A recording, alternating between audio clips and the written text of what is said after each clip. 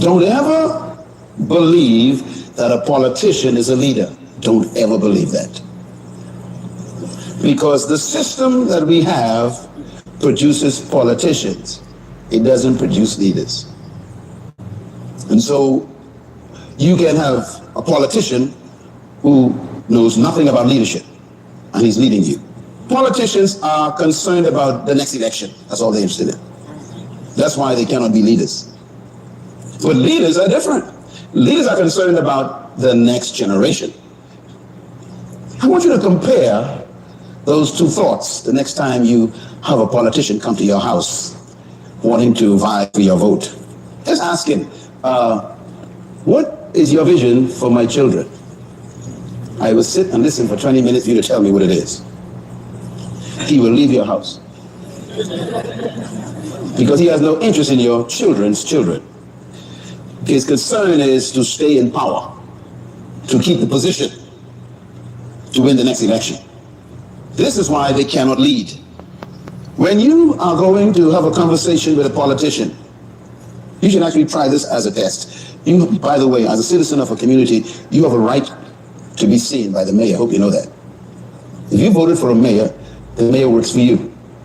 Therefore, you have a right to see him. You can make an appointment to see any public officer you voted for. Did you know that? That's your legal right. If he don't want to see you, you can take him to court. That's democracy. So I want you to make an appointment to go and see a mayor or go and see a governor and just sit and say, I want 30 minutes with you, sir.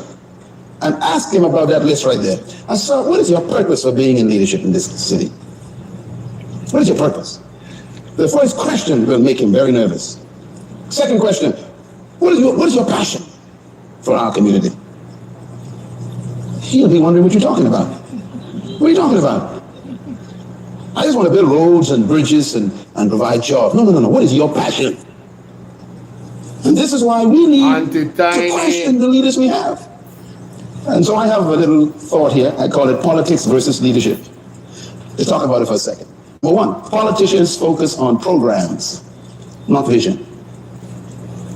Number two, politicians' priority is securing the next election, not securing the next generation. Their focus is different. Number three, politicians are preoccupied with promises, not purpose. What we need is statesmen. Statesmen. We don't need more politicians. A statesman is an interesting human. A statesman think of the next generation. Ladies and gentlemen, welcome to the platform. It's your brother Bolo via now. We're in this space once again. You know, to be honest with you guys, I've been up and down and moving around. But I've still been, you know, I've been checking out what's happening in the space, man. And Christopher Tufton just delivered body blows to the gut-wrenching blows. If this was a boxing match, I'm telling you, for the next few months, the JP will be in pain. Chris Brown, Mr. Christopher Brown, have said we are continuous to make himself proud, make his family proud, and, you know, make his constituents that he serves proud. What do you guys think? Did you guys watch Mr. Christopher Brown speech, ladies and gentlemen? Before we go into his speech, I want to listen to that Mocha advertisement here. I found this very interesting. Listen to this. Jamaica Moves, the Heartful Nation of Jamaica, the National Health Fund, and JAMAICA. The following is brought to you by MOCA, the major organized crime and anti-corruption agency with kind support of NIA and USAID. Criminal minds think they are cunning. The major organized crime and anti-corruption agency have them running. Your friend a show come here. Take time running. Are we ready for the apps? Drive up on your block. Step out now me black side, but take out your laptop. Pull up every lock, no evidence a job. We put it in a cups and now we have the underhand. Yes, you better look out for. When you move corrupt, better look out for. Things say you get wet, look out for. Look out for. Look out for. From this, you better look out for. it. When you move corrupt, better look out it. Feel say you get wet, look out it. Look out it. Look out it. The proceeding was brought to you by MOCA, the major organized crime and anti-corruption agency with the kind support of NIA and USAID. Yo, me know say some Mocha body, man. What can go so? Jamaica, me never have a clue say some Mocha body. You think say you get where? Look out for Mocha. You know, me send one message to Mocha one time, you know, I don't know if them are listen. But me I send one next one. Mocha, me love that energy. But you know, I want to focus that energy upon the politician them. You see one them when are certified and can explain their wealth. I want to put some good 3-4 years upon them and start looking to them affairs. Yes, man. Mocha, what I say? I want to look into the uncertified creatures them when they're in our parliament. You don't know them. The one that can't explain their wealth. You will need to look upon the politician them. The one that we are councillor. All of them Mocha. Can you see a video on the show a while ago? You know, see some look a normal person, some look a regular citizen. And today we there barber shop and I tell the man, say, yo, tell us something, man.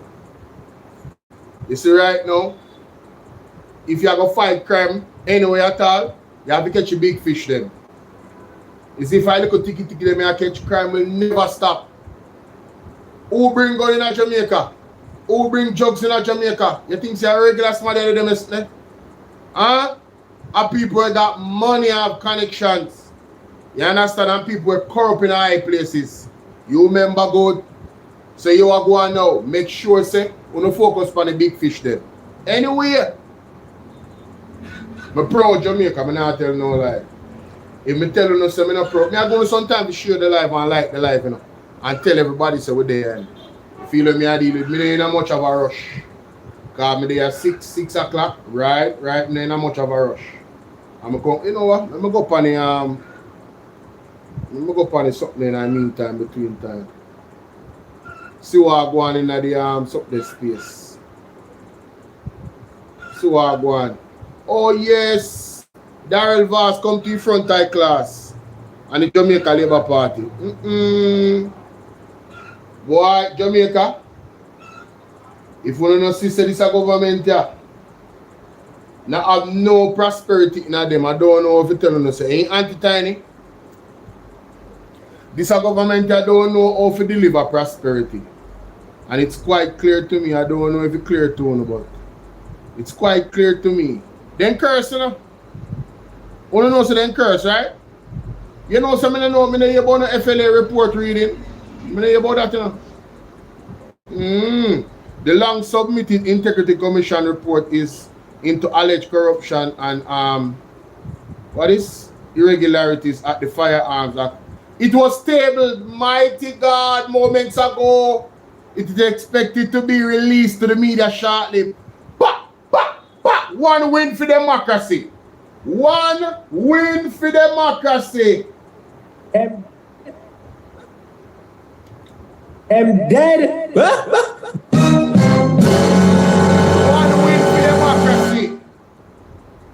One win for All of them. democracy. It don't matter if you Diddy or whoever you is. TD Jakes, any of them. All lies will be exposed. That's all. And anyone who takes that the wrong way, know why they take it the wrong way. Remember good, no man. Just remember good. The truth is the light. Remember good.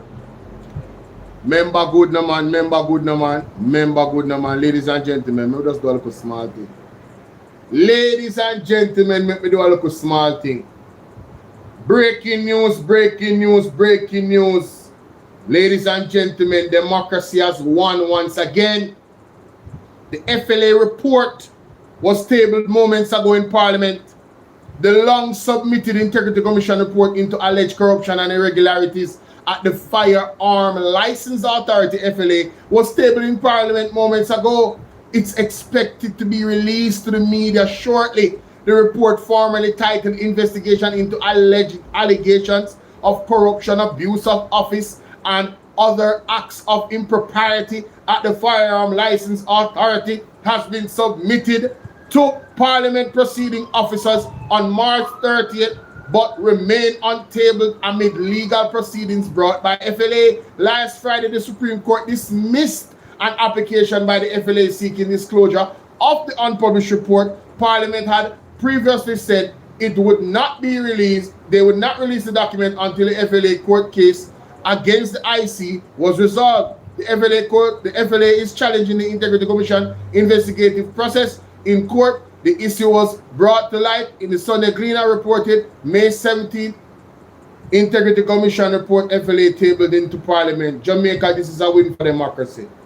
This is a win for democracy.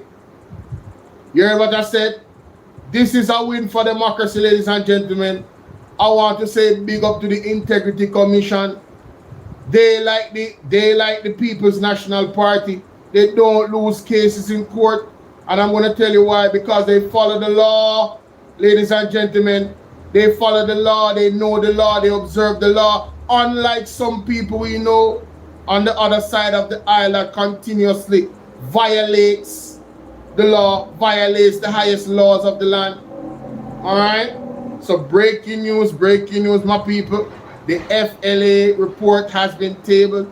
Thank God, thank God, thank God. Democracy has won. And I want to say this. All of you out there that don't realize the power of the man called Mark Golding when it comes to the legalities of things. You better start put some respect for Mark Golding name. Due process, ladies and gentlemen. Due process. Barking and shouting and blocking the road is not always the way. There's a time and a place for everything. Big up Marky G. One Mark Golding, never two. And I have no apology because you see, a lot of you guys out there, man, you guys, you know, you guys really don't rate Mark Golding, and I tell you, man, you guys don't respect the man. A lot of you guys out there, you know, you say that you're comrades, but I'm going to tell you right now, you're not comrades at all. And I have no apology for that man who want to vex, and who want to bust, them can bust. Yeah, man? Yes, Bolo VNR said that. I'm calling you out. You guys must know the quality that your leader is. Mr. Mark Jefferson Golding. You understand? You see what he did? He went and he got legal advice.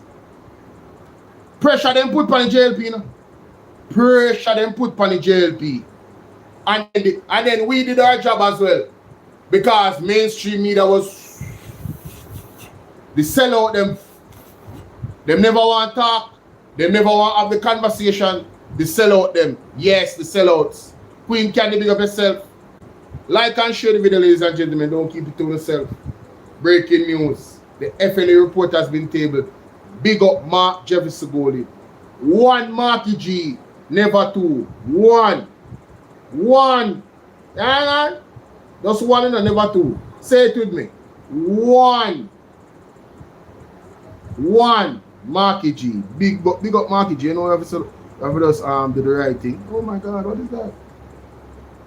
Let me know what you guys think in the comment section, ladies and gentlemen. I really do hope that now, you know, persons appreciate more the quality leadership that we have in the People's National Party, and stop going around acting as if you guys know all the processes of everything. You understand? One Marky G. Yes. I need that. So, you know, we'll go into the details of the report at some juncture. I'm sure it's gonna be juicy. I wonder if we can get the report now. Let's see if we can get the report now. I'm gonna link some people. Hold on there. Let me see if we can get the report right.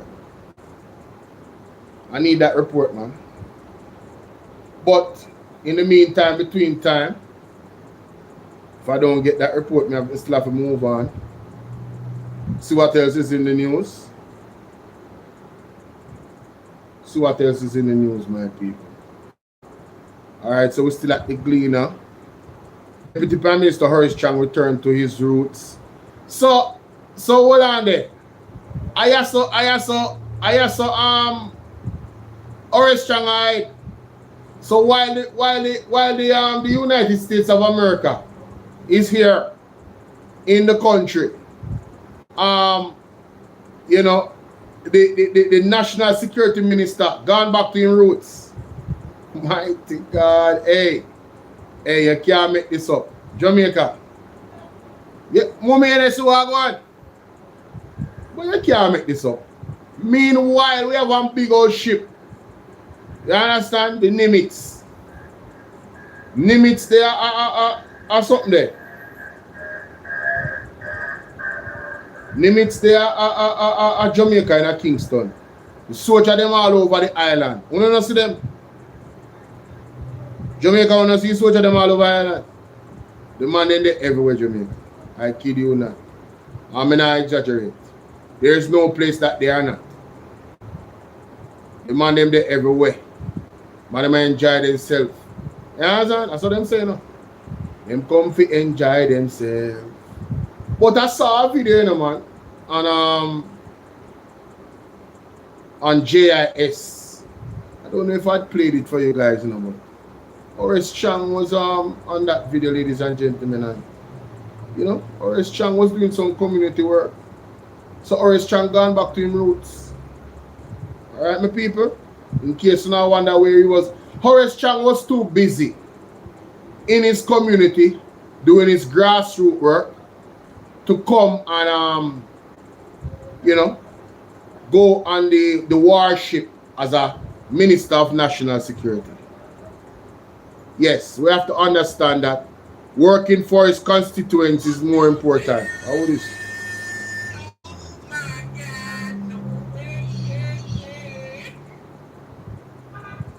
Hold on there. Hello, Sonia. Good evening. I am well. I am on the show. You know that? Yeah, I'm live right now.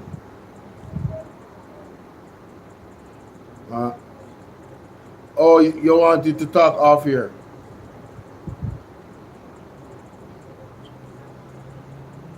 You wanted? Okay, all right. I'm very busy, you know. I'm very busy. I'm very busy, you know. You have to catch me, you know. I'm not telling a lie. I'm very busy. Me up and down. All right, cool. Me get back to you, yeah? Me make it know. All right, big up yourself. You too. All right, big up yourself. All right. I thought that was somebody that wanted to call in on the show, man. But so anyway, my people, tap up the screen for me TikTok.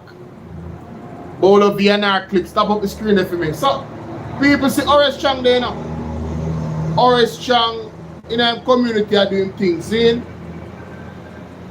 And I go on the JIS website and find that video there too.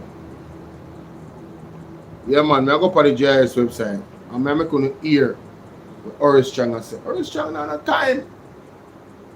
If you talk to no come meet no US government. Horace Chang not time for that. I want to know. I want to feel like man busy in our community are doing work. You can't stay there. Out of that.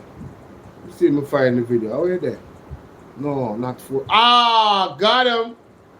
Me find him Jamaica. Me find him. Me find him. Let me take down that picture of us. Hey, boy. Hey. Let me take down that picture of us. Me find Horace Chang, man. Me find him. Good show. I go on with himself, Jamaica. I don't listen to this. Listen to Horace Chang, yeah? You know, skip to the part of Horace Chang are doing thing. Project. See it there? See it there. Phenomenon during the season. It's the sea surface temperatures in the Pacific. And what happens is that when that warming occurs in the Pacific, it changes the dynamics in the Atlantic and results in us getting subsidence or downward air in the Atlantic, which results in more drought, less rainfall, hotter conditions, and all of that. The Norwood Community Center in St. James has received improvement works and the commissioning of a $4.5 million solar unit, which will provide electrical power to the facility. The project was completed by the Jamaica Social Investment Fund, JASIF. Speaking with JIS News, Minister of National Security and Peace, Dr. Horace Chang, emphasizes that improvement to the space is vital for community development and residents' quality of life. The introduction of the solar unit has created new opportunities at the center. It means they can have their community meetings in the evenings. They can introduce activities that require power without a problem. They can have a homework center because there's light available. They can introduce other activities. Dr. Chang, who is also Member of Parliament for the area, says there is a plan to establish a music band in the community where youth can develop skills from which they can earn. The solarization, of course, makes this much easier. And we intend to make it a very dynamic center, looking at establishment of a very near future steel band music here, and a regular band as well. The National Council on Drug Abuse, NCDA, is warning. So, ladies and gentlemen, there you have it. You know, Horace Chang was busy in his constituents here. So I don't want nobody come after Horace Chang. In case you not wonder where he is, the man is in hiding in his constituency here, doing the work in his constituency. Okay? Good. So no leave Horace Chang alone. Let's continue. Well, the sufferation will rise, ladies and gentlemen, here in Jamaica under this Jamaica Labour Party, without a doubt. On one end, you know, the taxi men, they do need a raise. It's been a while now, just like the teachers need a raise, you know, but there's a pro and a con to everything. Let's listen to this. Hello, I'm Jovan Johnson. Public transport fares started rising on Tuesday, with the first 8% of a planned 16% increase in public passenger vehicle fares taking effect. Transport Minister Darrell Vaz says the remaining 8% will be applied in July. His opposition counterpart, Michael Phillips, has slammed the approach as highly unusual and that it exposes a lack of coherent public transport policy. Permanent Secretary in the Ministry of Health, So, I definitely have to read them two articles now because, yes, see one of them here, it's Mr. Phillips. Right? You know what Mr. Phillips has said. Let me see what Darrell Vaz said. BOJ launches money management game for children. Michael Abrams trying to make sense out of nonsense. No, me need to read this article. Hold on there. No, me hey, big up yourself here, man. Make me get to read the article. Let me see where this guy. Here he is, man. Here he is, the fierce government. Them have so much titles. The fierce government. Eh? You what them are saying now, Jamaica? You what them are saying now? Let me see, what me did there? I want to react. Okay. More in the news, ladies and gentlemen. We have a rise in public transportation fares. Listen to this. First phase of 16% public transport fare increase takes effect today. Updated 7 hours ago, 1 minute read. Public transport fares begin rising today, with the first 8% of a planned 16% increase in public passenger vehicle, PPV, fares taking effect under a phased implementation, says Transport Minister Darrell Vaz. The remaining 8% increase will be applied in July. The increase, long sought by PPV operators, has been outstanding since April 2024. Vaz announced Tuesday that Cabinet approved the adjustment following discussions with stakeholders in the transport sector. The government has decided to pursue a phased implementation of the increase based on consideration for the inflationary impact a full implementation of the 16% would have had in June, he said. He noted that the arrangement seeks to balance the financial pressures facing PPV operators with the need to minimize the immediate impact on commuters. PPV operators have been lobbying for a fare increase for months, citing higher fuel prices, increased maintenance costs, and other operational challenges affecting the sector. All right, so as far as me understand, there's going to be an 8% increase on the taxi fare, right? Currently, in most places, like $150 for short distance, right? So when you multiply 1.5% by 8, well, 1.5 by 8, because that would be 1% of $150. So multiply 1.5 by 8, you get $12. Add that to the 150. Of course, that's $162. So it's $162 on your fare, ladies and gentlemen. If you think this increase is not significant, I want you to check it out over time. I know say the driver then probably gonna put it at 170. You understand? Or 165. I'm gonna think them I'll give back the $5. So let us leave it at 160 for now, ladies and gentlemen. You have to, it depends on how much time you have to travel on a daily. This is just for the shortest fare.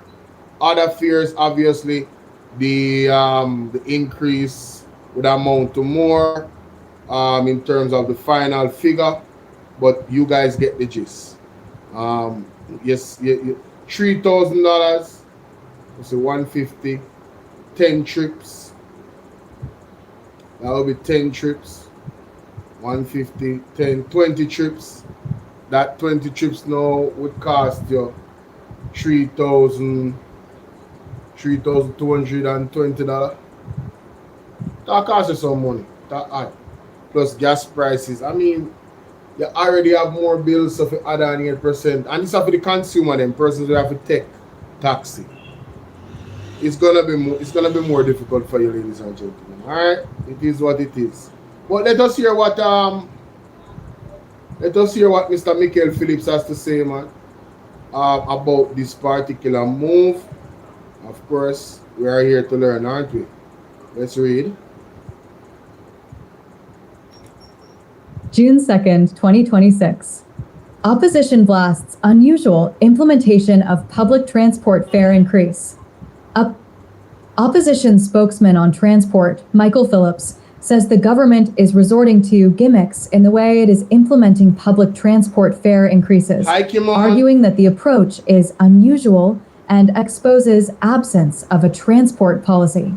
He was reacting to Transport Minister Darryl Vaza's announcement Tuesday of the phased implementation of a 16% hike in fares for public passenger vehicle, PPV, operators, following Cabinet's approval. The first 8% took effect today, with the remaining 8% to be applied in July. Phillips described the move as highly unusual and extremely disrespectful to commuters who depend on public transport daily. How does the government implement a new fare without notice to public passengers? The opposition spokesman questioned in a statement. He also questioned the timing of notification to the Transport Authority and publication of a revised fare table.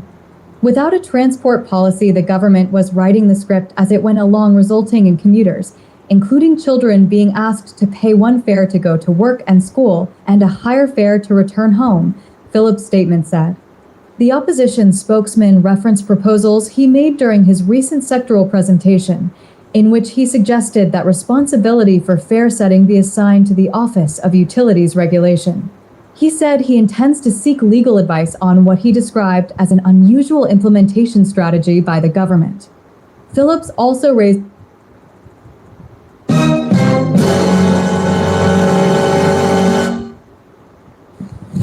emotional damage. Embarrassing. We need some milk. No, man. If somebody tell me say People's National Party now works, wrong. The man I go seek legal advice. If one of the things, Mr. Phillips has still gonna Boy, the People's National Party had turned it up, man. I would love to hear how the legal advice going on, because Daryl Voss is somebody when on a good antecedents and when I really know. You know, say him is a man with us do things film way. You understand? And and he will do it again because him feel like setting a fee himself. But when it comes to the law, he's not a guy who really observe the law as an MP. You understand? We see the Auditor General report and you see him a buck shuffle and go like say him no want to admit say he was wrong. Right? So them have a you know what I mean? Them have a thing about them how them operate. Not true Jamaica? Yes. I saw them still. Let's continue.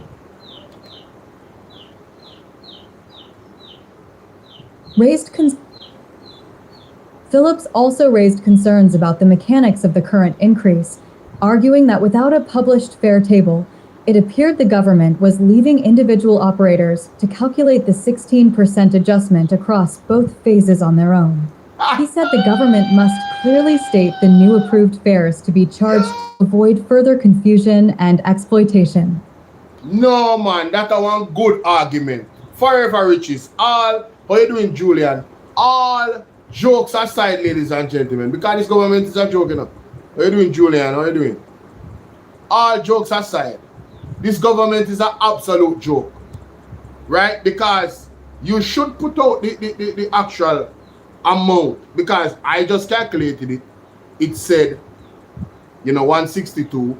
But the driver them, the man might come and say, 165 fee here in the general, 117. And they'll be about 62. So the man they want to go fare increase.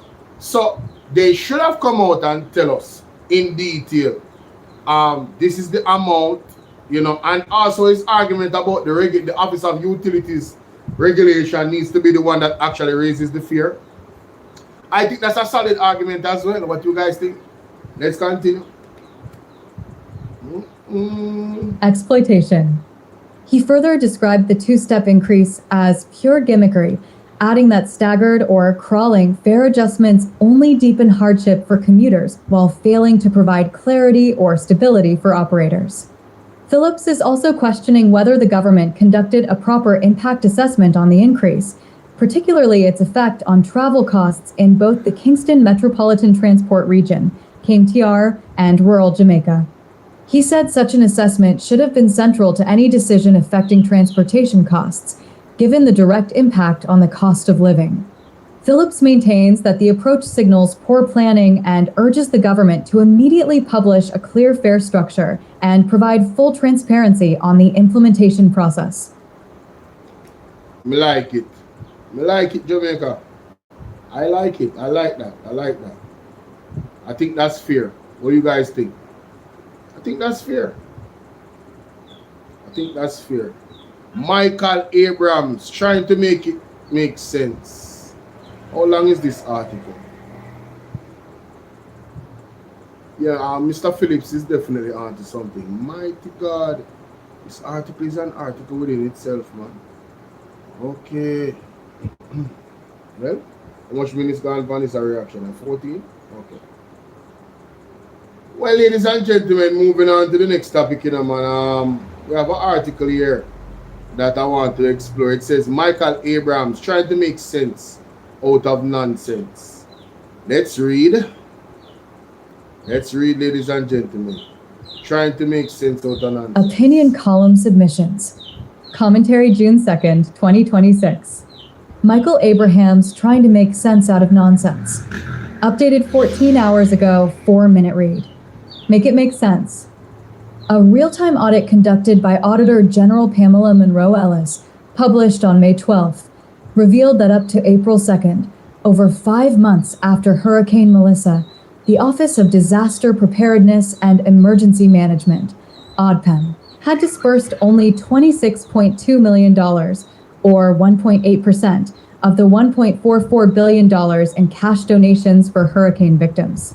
It was also disclosed that the balances included over $154 million in unspent donations collected in response to Hurricane Beryl, which primarily impacted the southern belt of the island on July 3rd, 2024.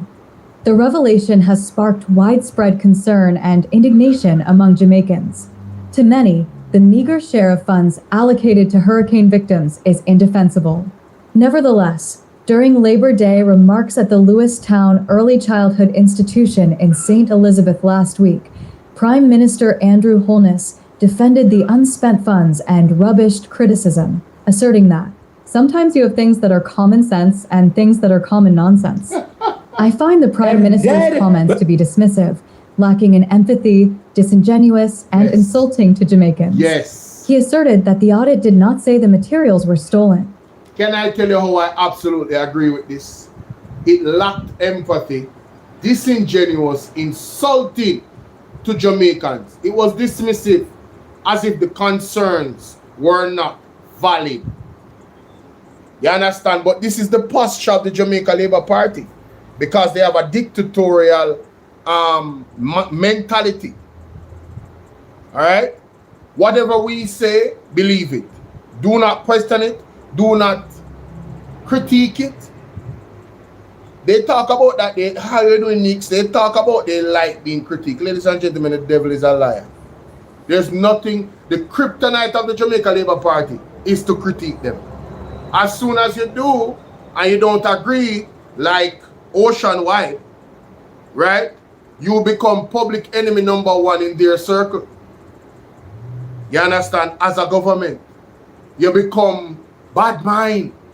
All of these nonsense that they come out and speak. Well, let's continue. Stolen, but that there was... I find the Prime Minister's comments to be dismissive, lacking in empathy, disingenuous, and insulting to Jamaicans.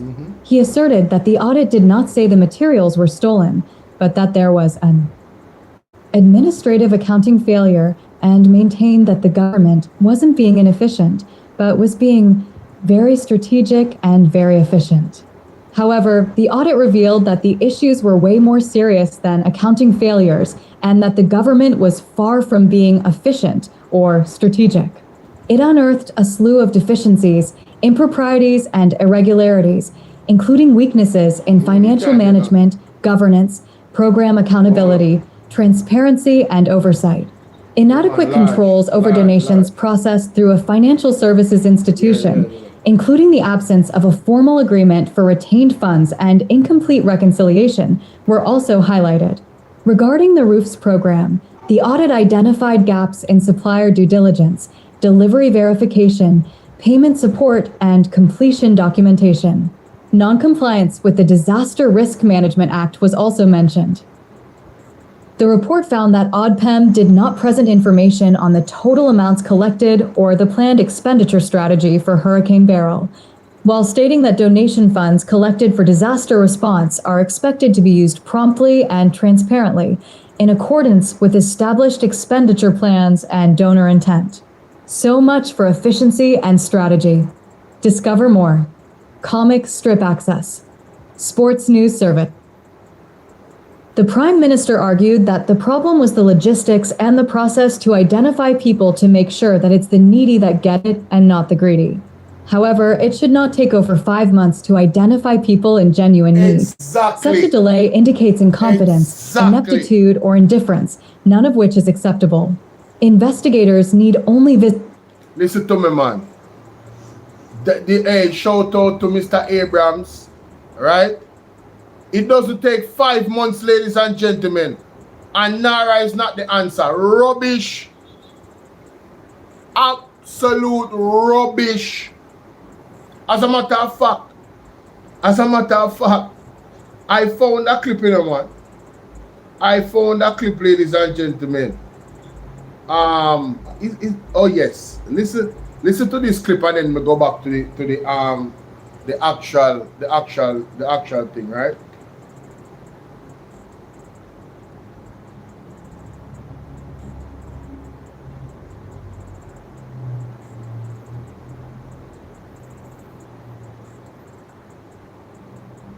Between the donated money and the money that's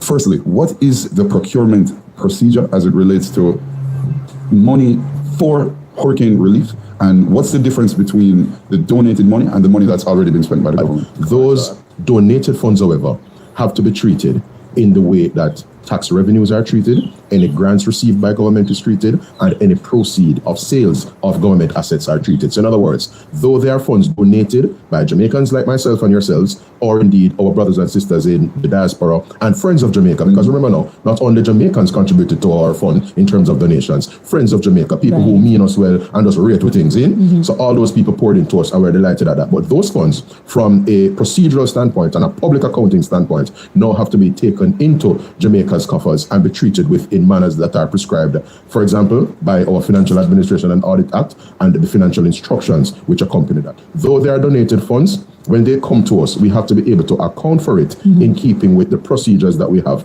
And one of the procedures that we have in Jamaica are the financial instructions, which mean that the Ministry of Finance have to provide authorization to ODPEM, because ODPEM is the entity that manages our National Disaster Fund in this instance. And there... Only hear him choke a while ago. Where is ODPEM? In the office of the Prime Minister. So if they need authorization, what is the damn Bolo? Let's continue. Therefore, ODPEM would have to get those resources either in what is called their estimates of expenditure or in their supplemental estimates of expenditure as what is called appropriation in aid. One of the determinations that was made by the government at the very outset was to ensure that, separate and apart from the bureaucratic process involved in onboarding the donated funds, we were determined to use these donated funds. Listen to me. Onboarding the donated funds. Are some black and cement? Jamaica, when I hear this, this makes sense. What must say? It takes 5 months to onboard it and put it in the place where it's supposed to go. I want to say this to the people that donated to the government. Don't donate to them again. If you don't want people that got hurt by a hurricane in Jamaica to get relief in a timely manner, send it to the People's National Party. You see all them get for their money and just work. It's called political will. It's called actually caring for the people. Okay?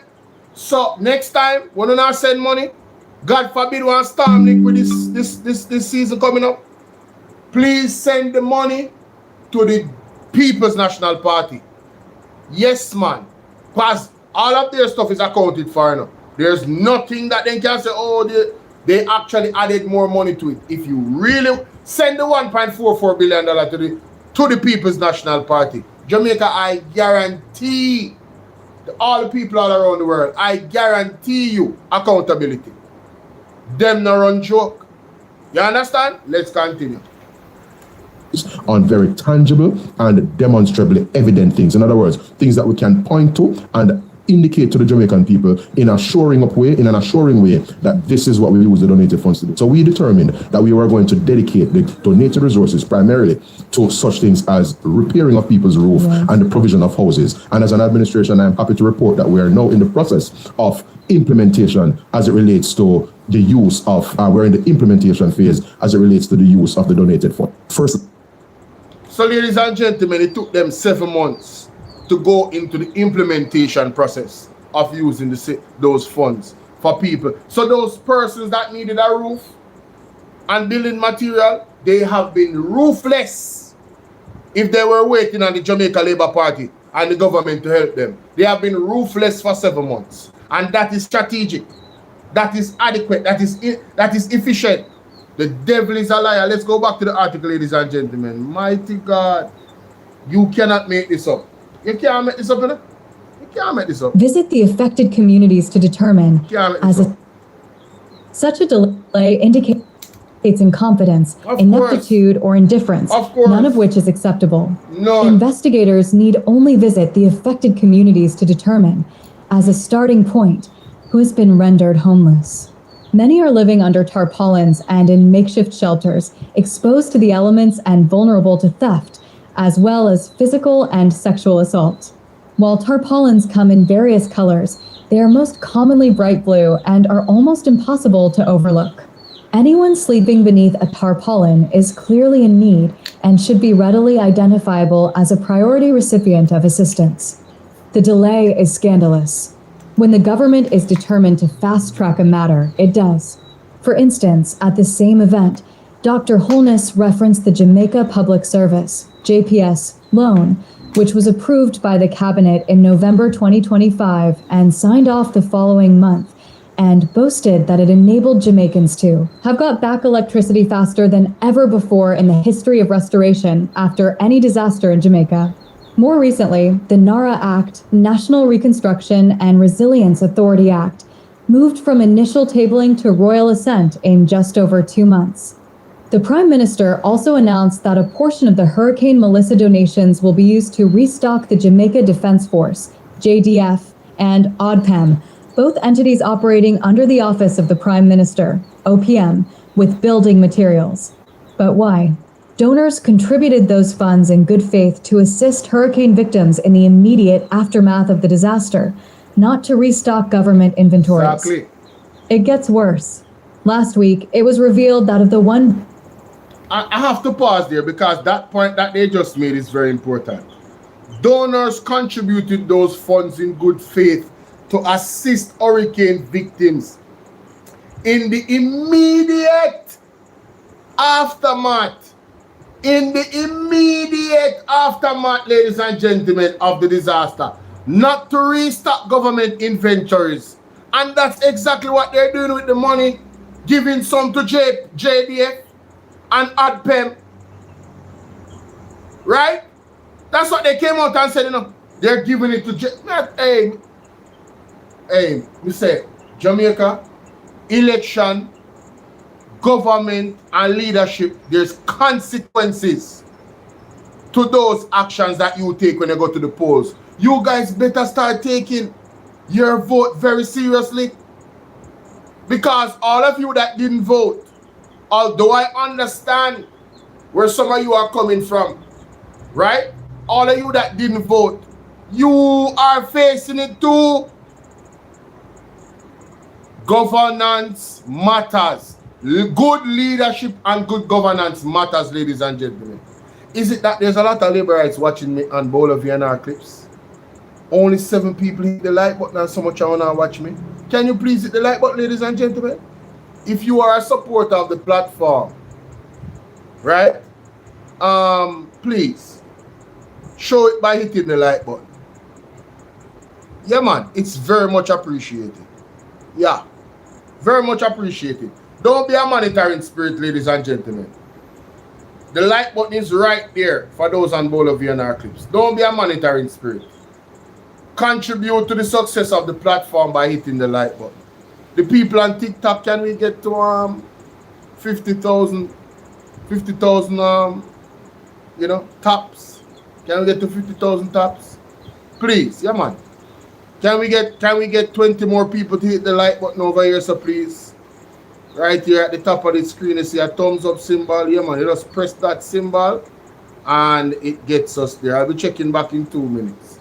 But let's continue with the article, ladies and gentlemen.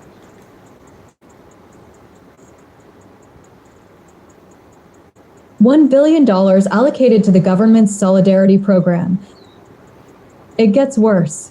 Last week, it was revealed that of the $1 billion allocated to the government's Solidarity Program, the majority, 53% or $533,000, was not dispersed, but instead returned for debt reduction to the Consolidated Fund because the financial year expired before it could be spent. The program was launched in June 2025 to provide a one-time grant of $20,000 to 50,000 needy individuals, including the elderly, disabled, and other vulnerable persons. Yes. After Hurricane Melissa, the number of needy and vulnerable Jamaicans would have increased significantly. Why then was less than half of the money used? In the wake of Hurricane Melissa, calls for broader oversight of hurricane relief committees and real-time disclosure of donation receipts were ignored.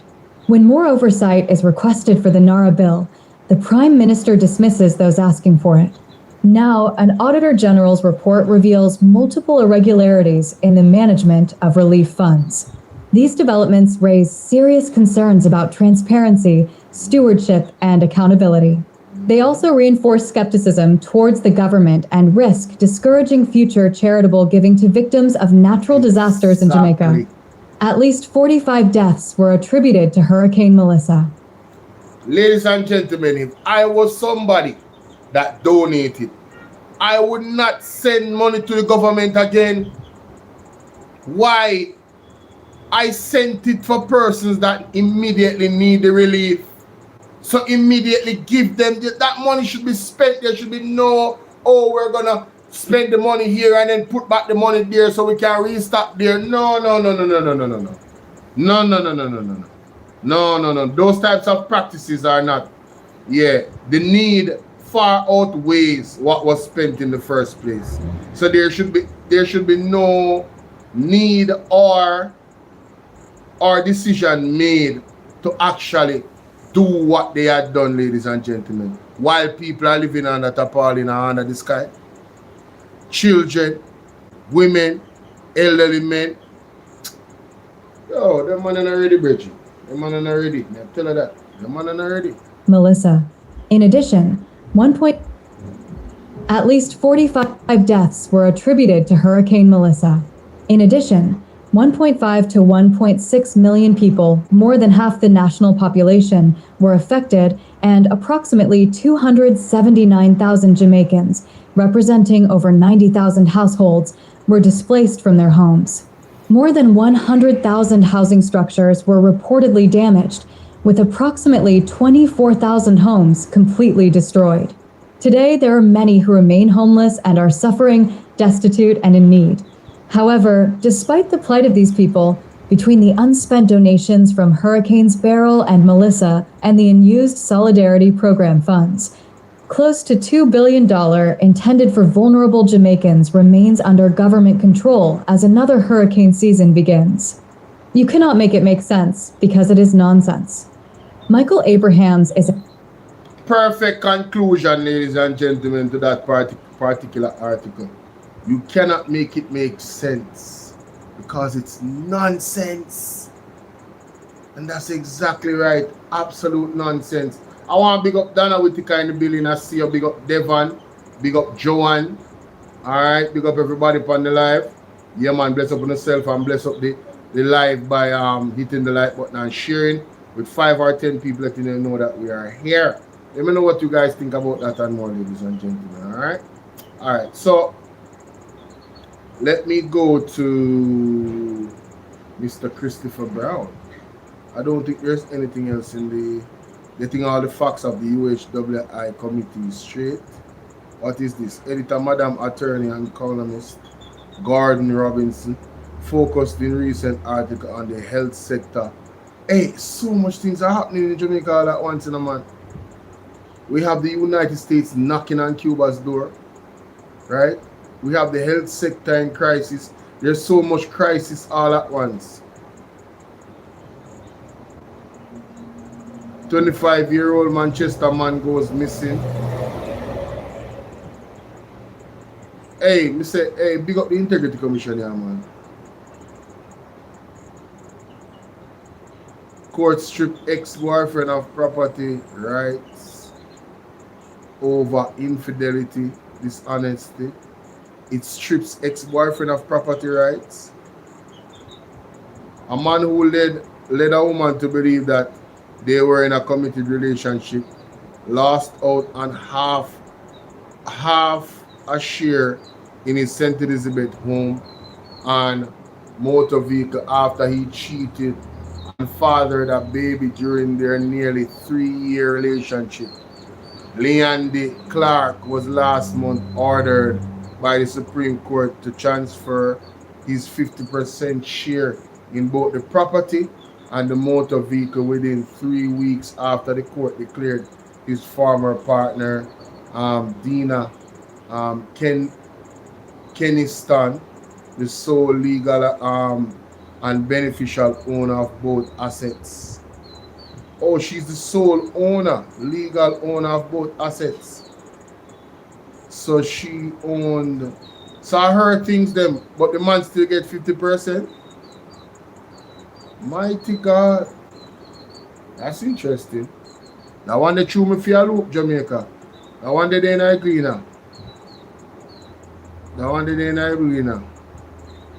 USA is drastically slashed the number of embassies in Africa that can process visa. Oh. Woman fatally stabbed allegedly by husband in Hanover identified. St. Lucia announces increase in energy prices. Alright, there was a bad accident there. And so we are up to date. This article, oh yes, I just covered that a while ago. There's one retired teacher awarded 200,000 over 2011 Mandeville bus accident. Okay, all right. Older sibling Gianna beats Tesani, Hubert Lawrence Memorial Crown. Okay, sisters are battle each other. That's cute. Let me see if there's any. Well, there should be. There should be a ton of stuff that I can go to. What is happening here? What is this? So this young man drowned? What the hell is going on here, sir? No, man, this don't look good. This don't look good at all. What the hell? I not even want to show this. Let us watch this video again. The hotel management alleged that their staff responded immediately and emergency medical assistance was brought without delay. Well, look how they might take out the youth out of the something. But the man just laid down the youth on the ground dead. There was no real emergency. Nobody never give you mouth-to-mouth resuscitation. No, man, but I was going in Jamaica. With the CPR there. They were checking pulse. But me can't bother. You man only fought the youth out there. Yo, no. Me can't understand this. Jamaica, I want to look on this. Me I'm gonna see. I don't think I will have any issues. Everybody live right now. I saw you go. Yeah, man. Everybody live. All I big hitter then live. I have to go live when me can't go live. But look at this, ladies and gentlemen. Look at this. Look how them take out the youth out there. The youth body clearly look lifeless. Him head a waggle. Look how them have him. Look how them not even turn over him body right. Them actually hurt the youth in oh my god. Look how them twist, look how them arm twist behind him. What kind of crap is this? Oh, what the Pat double, what's going on? Mighty God. And then walk well left him. And then some people come afterwards. How is this? What the hell is going on in Jamaica? Hey, let me tell you something, man. Let me tell you something. You see? Naulize hivi, hii masauti ndo mleza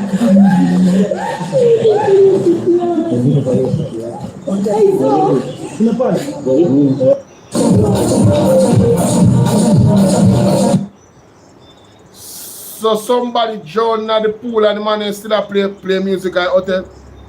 Or do you know something, baby? You cannot make this up.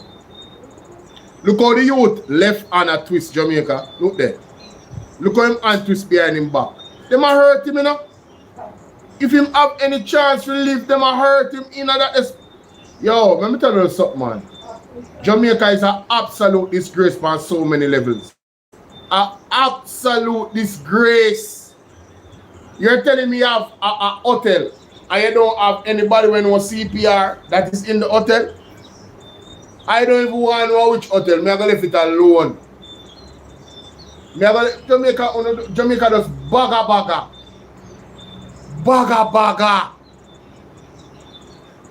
We can't make a seat, Diana. If you want a seat, come over to Bolo VNR 2.0 on YouTube. Alright? The link is in my bio. You don't have to stay on, and that goes for everybody else. All 80 of you that's on TikTok, come right over Bolo VNR 2.0 right now. Alright? And you can see the video. I'll play it for you again. Alright? The link is in my bio. Once you click my face right here, the YouTube link for my page is there. You can subscribe and you'll see me live. And you can come on. The young man drowned. Them take out the young man. You can see somebody lifeless. Them take him out, right? And then you wear them and deal with him body. You would arm them behind him back like this. And it a twist. The amount of tension was supposed to be there. So yo, them supposed to rip something. Marlene, thank you for the follow. Them supposed to rip something in this right here, so on his shoulder. Something must rip out the way of the youth arm twist. Because him arm they behind him back and the whole like pressure they pan like so. And the next arm and them have him like this and him lie down like this. Come on, man. Chantel, how you doing? Right now, me have this behind the back. The FLA report has been tabled jet line. We talked about that earlier. But let me go to Mr. Christopher Brown, ladies and gentlemen. Mighty God, the man was like, I'm big up Dr. Nathan Campbell to make a play some of that, you know. Probably I've got to do part 2 will come in. But yo, more for the first part of his speech. Yeah, me need to go to the first part of his speech. That's all me need to do. Yes. Jamaica, just listen for that setup here. God, this is a setup. Listen to this. Permission granted. Mr. Speaker will be taking over as well. Yes. Madam Speaker, I rise today to make my contribution. I rise knowing that the confidence that has been reposed in me by the people of Southeastern St. Mary is strong. It is firmly rooted and grounded in a shared vision of wanting better for our communities, better for our people, and better for our country. I therefore remain grateful to the people for this opportunity to serve. I want to acknowledge from the outset the members of my constituency executive, Mr. Speaker, and advisory team, long-standing Councillor Levan Freeman, who are seated in the gallery. I thank you for your loyalty, your support, your service, and your hard work as we continue to work towards building better for Southeastern St. Mary. Madam Speaker, I want to also acknowledge the students and teachers of St. Mary Technical High, Marymount High, and Anata Bay High, the 3 main high schools in Southeast St. Mary. I thank them for being here today. Let me also express sincere thanks to the leader for the confidence he has reposed in me in appointing me to serve as a member of his shadow cabinet. I want to also, Mr. Speaker, take the opportunity to thank members on both sides of this honorable house for their support, their guidance, and their quiet words of encouragement to me as a first-term member of Parliament. And Madam Speaker, I want to thank my family. My wife Sandra, my son William, who is in the gallery, my mother who has been ailing for some time. Mommy, I know you are watching, and all will be well. All will be well, Mommy. All will be well, that's right. Mr. Speaker, last week I listened to Minister Marks. Yes. Just now we heard from Minister Wheatley. Yes. I extend to both the respect they deserve. Yes. And I want to say clearly on the record that real things are happening. Oh my God. The Data Protection Act. Jamaica, it was at this moment that he lowered them in. Look at the smile on RG Mark's face. If you guys was listening to this and looking in the comment section at the same time when it was live, the Labourites were having a field day. You think I'm not soon? I'm soon, but I'm not answering in the comment section at PBC. I can't come over my comment section with no foolishness. I'm black on them. Hear them now? The man just give the Labourite them a compliment and the man them can't even knock the decks. Mr. Queer. You know what them things them do? You want to see somebody come and say, yes, Mr. Christopher, come over this side. Like say they want Christopher Brown to come over to live right them, you know. I say I did with love. I say could them too. You don't leech off a PMP talent. You don't want Damian Crawford. No, you don't want Christopher Brown. You don't want Omar Noel too. Who else you don't want? You don't confident in your own talent. Let me tell you something, ladies and gentlemen. It was at this moment they thought they had. Yes, man, this is gonna be a soft speech. He's giving us a compliment. I want to listen to that and I go fast forward to when the fire start blaze. You understand? I go fast forward to when the fire start blaze, man. Don't listen to this. Them things that them did get to. Hey. Listen to Minister Marks. Just now we heard from Minister Wheatley. I expect Sandra, my son William, who is in the gallery, my mother who has been ailing for some time. Mommy, I know you are watching, and all will be well. Mr. Speaker, last week I listened to Minister Marks. Just now we heard from Minister Wheatley. I extend to both the respect they deserve, and I want to say clearly on the record that real things are happening. The Data Protection Act, the ICT Authority, the JDXP, the AI Task Force, J-CERT's decade of work, credit must be given where credit is credit. We have got to the point where literally anybody can build a fully working app without knowing how to code. This is Base 44. This is a first look at... Mr. Speaker, as a first-term member of Parliament, and Madam Speaker, I want to thank my family. My wife Sandra, my son William, who is in the gallery, my mother who has been ailing for some time. Mommy, I know you are watching, and all will be well.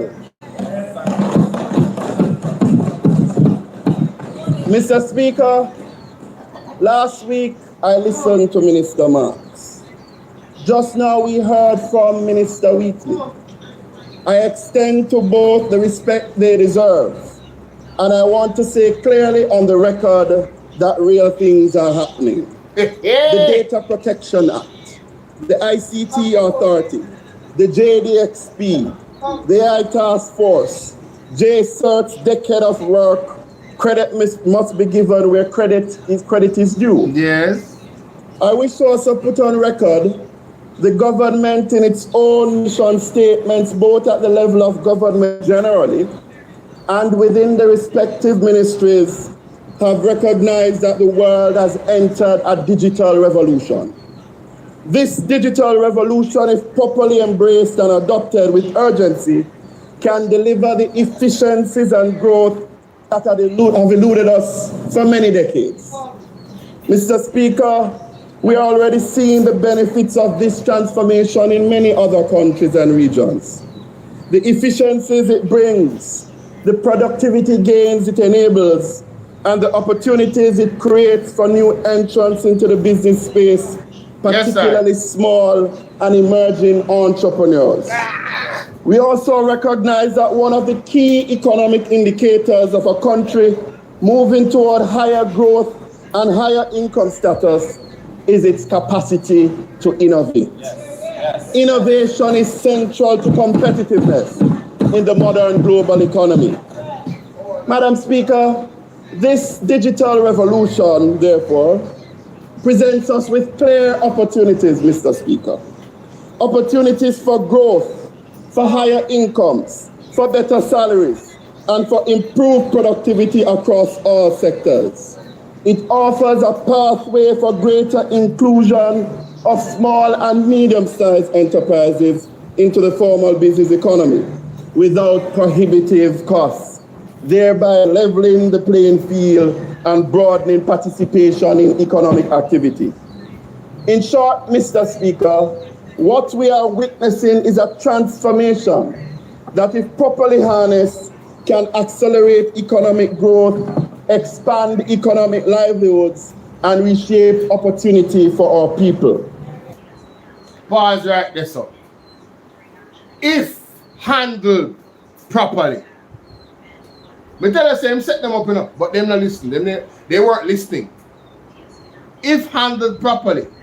So, Christopher Brown is buttering up the ruling party right now.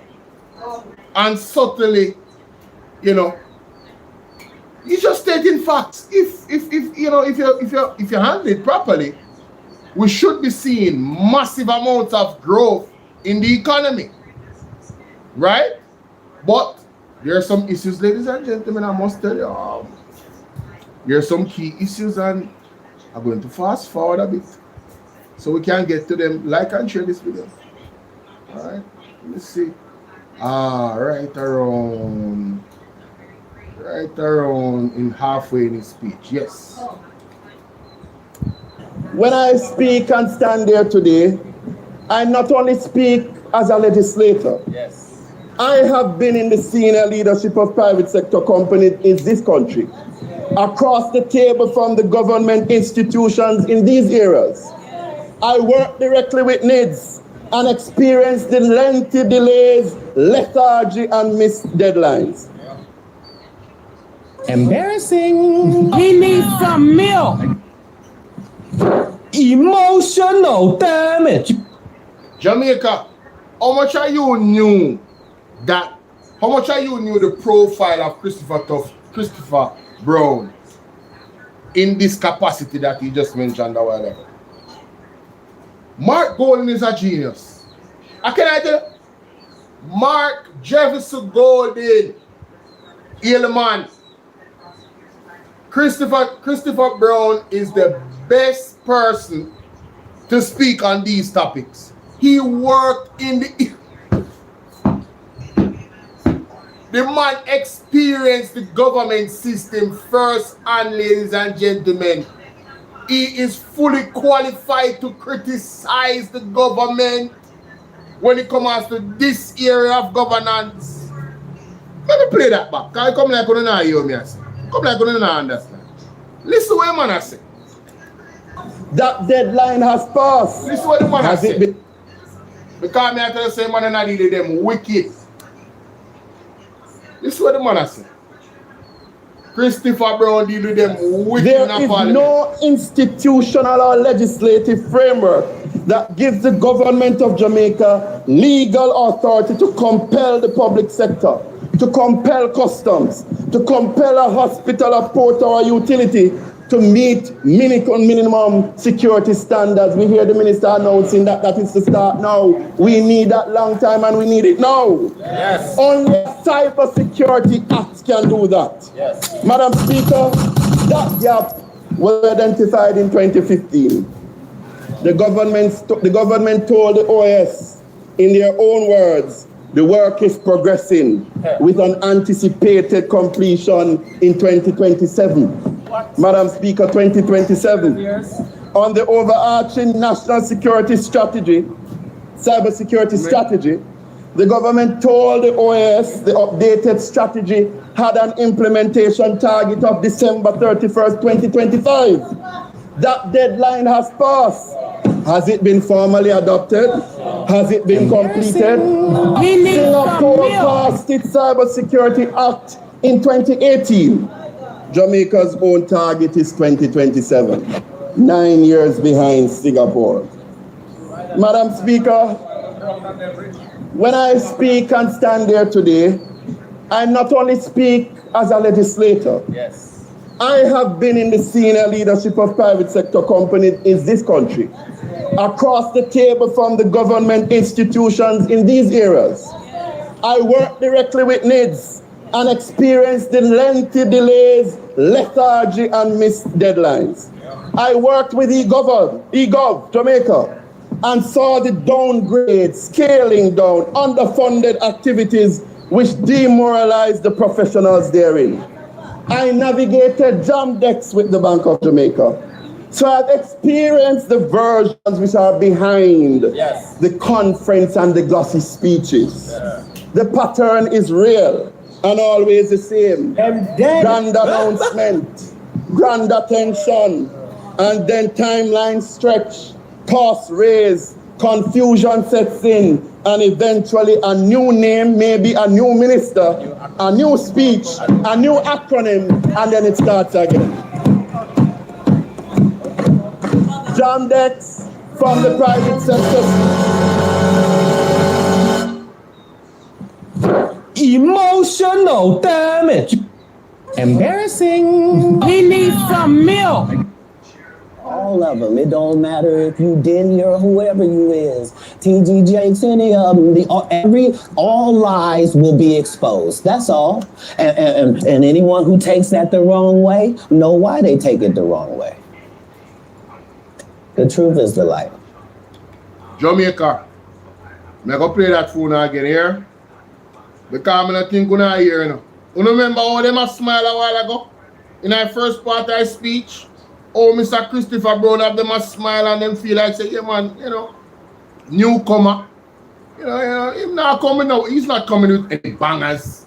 We got this lot. You see the receipts so the man are coming to show you. Oh, you're doing Ryan Campbell salute. You see the receipts him coming with to show you how incompetent the government is. Good night, Patsy. You want to listen again because this need crowd want to share the life. Needs a specific funded named program. Here is where you go. Here is what you learn. Here is who pays. Here is what go. Boreal on the outskirts of Anata Bay in my constituency. She's in her late 20s. Yes. She has 2 children. And she lives with her mother while she stays in Kingston Sundays to Fridays each week. She has 3 other siblings. None works. 2 are still in school. Her mom also doesn't work. She is the breadwinner. She handles hundreds of calls a day, works hard, sends what she can home to help with the household, trying with everything she has to build something for herself and her family. She works in one of Jamaica's call centers. She represents thousands of Jamaicans, especially in the Montego Bay, St. Andrew, and Kingston area, whose livelihood depends on this sector. Yes. And right now, not in the future, but right now, Mr. Speaker, companies running these call centers globally are testing AI systems that do exactly what she does. Faster, cheaper. This government formed an AI task force in August 2023. Recommendations were published in 2025. UNESCO assessment completed in April of this year. And they are now, as of this sitting, beginning to draft a national AI policy. 3 years and Jamaica still has not enacted a plan. Shame. She needs a specific funded named program. Here is where you go. Here is what you learn. Here is who pays. Here is what job is waiting on the other side. Many other countries are doing this. Why can't Jamaica do this as well? There are thousands who are like this young lady who want an end to the glossy symposiums, who want an end to the nice speeches, who want an end to the dilly-dallying. Madam Speaker, every Jamaican remembers Hurricane Melissa, October 2025. Cell towers down across entire parishes. Emergency service operating blind. Melissa was a natural disaster. We could not stop her. But what Melissa revealed clearly and painfully is what happens when Jamaica's infrastructure fails. When things go down. When services stop. And Madam Speaker, that collapse can happen because deliberately. The Caribbean, as the Minister acknowledged earlier on, is the fastest growing region in the world for cyber attacks, growing at 25% every year. We have had some major breaches, and I heard him said 49 million earlier, over the past 5 years, some public, some not disclosed. Both within the public and private sector, there have been breaches. The Port of Kingston, if that goes down, nothing moves. There is no institutional or legislative framework that gives the government of Jamaica legal authority to compel the public sector, to compel customs, to compel a hospital, a port, or a utility to meet minimum security standards. We hear the minister announcing that that is the start now. We need that long time and we need it now. Jamaica, when me tell us say Christopher Brown, who watch Avengers? You know the new weapon authority come with. Hey, you can get some man. You know the new weapon authority come with Timon in our Avengers. When he seal and they go right through Thanos' chest. I hate him and I use right now. The facts them are going to right through JLP chest right now. Jamaica is prone to cyber attacks, ladies and gentlemen. Jamaica is prone to cyber attacks. We're vulnerable. And them man are going to talk about so they want to come with needs. Needs where? Fully digital where? Are we so prone to attacks? I don't support fully digital at no juncture in time. Let me be clear. But if you're going to have a digital system that people can traverse and use if they choose to, because it's supposed to be, you know, not mandatory. Yes? If they choose to, well, make sure say we have some good protection now. Make sure say people don't go on the thing and next thing you say they're going to lose all this. Next thing you say they're going to lose everything. Madness. What do you hear me say? Madness. Big up Mr. Christopher Brown. Let's continue. Yes. Only a cyber security act can do that. Yes. Madam Speaker, that gap was identified in 2015. The government told the OAS, in their own words, the work is progressing with an anticipated completion in 2027. What? Madam Speaker, 2027. Yes. On the overarching national security strategy, cybersecurity strategy, the government told the OAS the updated strategy had an implementation target of December 31st, 2025. That deadline has passed. Has it been formally adopted? Has it been completed? Singapore passed its Cybersecurity Act in 2018. Jamaica's own target is 2027. 9 years behind Singapore. Madam Speaker, when I speak and stand there today, I not only speak as a legislator. Yes. I have been in the senior leadership of private sector companies in this country, across the table from the government institutions in these areas. I work directly with NIDS and experienced the lengthy delays, lethargy, and missed deadlines. I worked with Govt, Jamaica, and saw the downgrade, scaling down, underfunded activities which demoralized the professionals therein. I navigated jam decks with the Bank of Jamaica. So I've experienced the versions which are behind the conference and the glossy speeches. Yeah. The pattern is real and always the same. Yeah. Grand announcement, grand attention, and then timeline stretch, cost raise, confusion sets in, and eventually a new name, maybe a new minister, a new speech, a new acronym, and then it starts again. Jam decks from the private sector side, confusion, a complete legal tender framework, but no operational plumbing, no merchant adoption plan. Right now, no published roadmap. Yes. Govt became the ICT authority, a 6-year-old act, finally operationalized in April of 2025. Budget reduced, Minister, in the recent budget exercise. The JDXP now presented as a flagship achievement. The JDXP is the right tool, we acknowledge that. But where is the mandate requiring every ministry to use it by a specific date? The Data Protection Act, of which the minister spoke earlier, passed 2020, enforced 2023, a 3-year gap, and then widespread confusion in the private sector. Regulations still being written after enforcement had already begun. Scrappy execution. In fact, the Act says that the law is to be reviewed every 5 years, and that timeline has already passed. Madam Speaker, Mr. Speaker, I say to both ministers sincerely, and I say to the Honorable Prime Minister in his absence, we want Jamaica to succeed, but let us get it right. Less announcements, less global workshops, more execution, more legislation, more funding and more delivery. But what is it that Jamaica needs now? Jamaica needs these things. A cybersecurity act. The government says 2027, we need it now.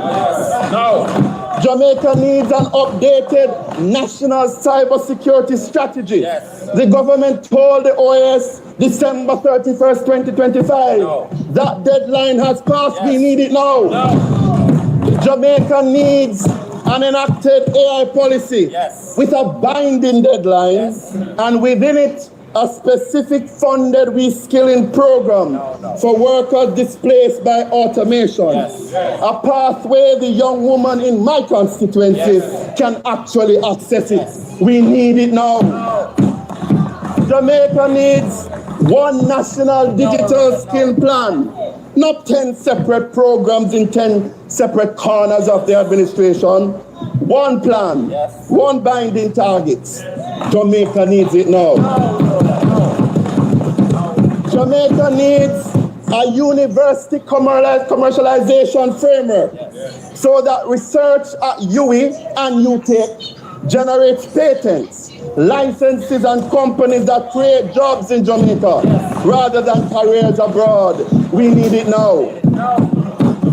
Jamaica needs a new R&D investment target. We heard the minister say 1.5. We don't even know if the 1% he indicated a few years back has been met. We need a new target. Fund it, report it. Let WIPO find Jamaica's number on its platform. We need that now.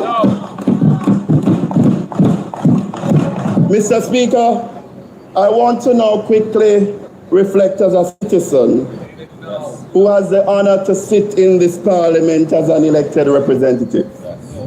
Because what I want to speak about now is bigger than any one administration, bigger than any one side of this chamber. It is about government as an institution. Madam Speaker, Mr. Speaker, there is no doubt that we are facing a challenge in the truest sense of being a participatory democracy. We are already seeing it. Voter turnout failing. Figures of 37% in the 2020 COVID election. But then 39% last year with no COVID. Engagement is declining. A growing number of Jamaicans, especially young Jamaicans, who have concluded that it does not matter who is in power because the system does not work for them regardless. Madam Speaker, Mr. Speaker, this is a verdict delivered not at the ballot, but by staying away from it. And it is a verdict that every single person in this chamber on both sides should find deeply troubling. Because when people disengage from government, the feedback loop that holds government accountable breaks. And when that breaks down, the incentive to deliver rather than merely announce weakens further. It is a cycle, it is dangerous. Mr. Speaker, and beyond the politics and partisan contention, the people simply want government to work. I get calls every day from the people of my constituency about garbage not collected, about street light bulbs not working. MP, the area is in darkness, about water pipes that are burst, about roads, and sadly, they don't really care whether it's MP road or parish council road. They want the road fixed. They want to go to hospital. They want their drains to be cleaned. Yes. They want to go to hospital and to be treated with respect and dignity. Yes. And they want to send their children to school to receive quality education and come back home safe to them. These are not extravagant demands.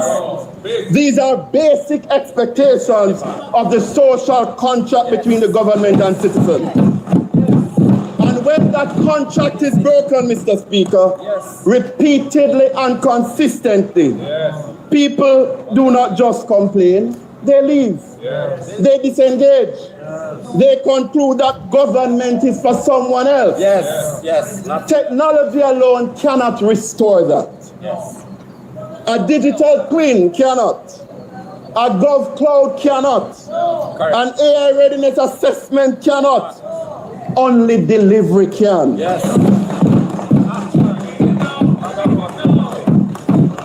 Consistent, visible, measurable delivery that reaches ordinary people in their ordinary lives. Mr. Speaker, movements across the globe indicates that the final element in the system of globalization, that is the free movement of people, is facing rejection, particularly in the West. And more developed economies with a growing anti-immigration wave is emerging. We see it in the UK. We see it in the North. We see it in France. We are even seeing it in Africa and South Africa. Jamaica has to get it right. Though we are a migratory people, the world is closing in that area, but expanding in the sphere of digital economy and AI innovation. Jamaica has to get it right. For the students from Anata Bay, for the students from Marymount, for the students from St. Mary Technical in this gallery today, watching and listening, and the thousands who will be graduating shortly. Hey, Damon Crawford in New Zealand and Charlie Mount. For the students from St. Mary Technical in this gallery today, watching and listening, and the thousands who will be graduating shortly, Jamaica needs to get it right. For the thousands of BPO workers, Jamaica has to get it right. For the thousands of young professionals and tertiary graduates, Jamaica has to get it right. For the mass of the working class who are increasingly finding it difficult to make ends meet even in the context of reported low inflation and low unemployment, Jamaica has to get it right. Gotta get it right, baby. For the many Jamaicans across all walks of life who are finding that Jamaica is increasingly becoming unaffordable, Jamaica has to get it right. Gotta get it right. For the small and micro-sized business and individuals who want to set up their businesses or make their businesses grow and become efficient and productive, Jamaica has to get it right. Enough of the reviews. We heard more reviews announced today. Enough of what is to come. Enough of the announcements. Enough of the death by acronyms. We do not have the time. Jamaica has to get it now. For the mass of the working class who are, for the thousands of young professionals, for the students from Marymount, for the students from St. Mary Technical in this gallery today, watching and listening, and the thousands who will be graduating shortly, Jamaica needs to get it right. For the thousands of BPO workers, Jamaica has to get it right. This is going to be my new For the thousands of young professionals and tertiary graduates, Jamaica has to get it right. For the mass of the working class who are increasingly finding it difficult to make ends meet even in the context of reported low inflation and low unemployment, Jamaica has to get it right. Low inflation. Really? For the many Jamaicans across all walks of life who are finding that Jamaica is increasingly becoming unaffordable, Jamaica has to get it right. For the small and micro-sized business and individuals who want to set up their businesses or make their businesses grow and become efficient and productive, Jamaica has to get it right. Enough of the reviews. We heard more reviews announced today. Enough of what is to come. Enough of the announcements. Enough of the death by acronyms. We do not have the time. Jamaica has to get it now. Jamaica has to get it right. And we must lead that process from inside here. I thank you, Mr. Speaker.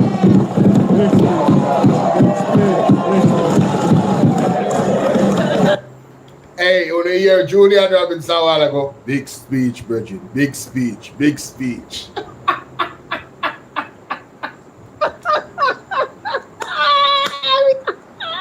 Oh my God, man. Yo, shout out to Julian Robinson, man. That is funny, honey. God.